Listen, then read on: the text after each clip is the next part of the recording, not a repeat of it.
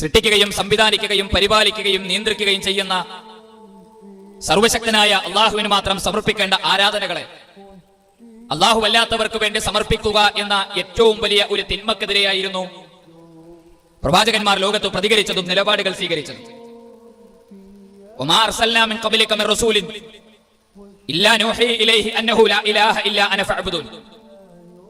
വിശുദ്ധ ഖുർആനിലെ 21-ാമത്തെ അധ്യായം.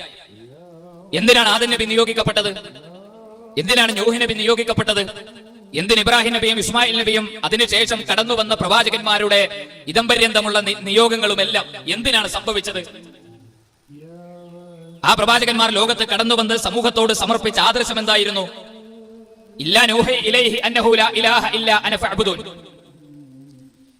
അള്ളാഹുവിനെ മാത്രം ആരാധിക്കണമെന്ന ബോധനം നൽകാതെ ആകാശഭൂമികളെ സൃഷ്ടിക്കുകയും സംവിധാനിക്കുകയും പരിപാലിക്കുകയും നിയന്ത്രിക്കുകയും ചെയ്യുന്ന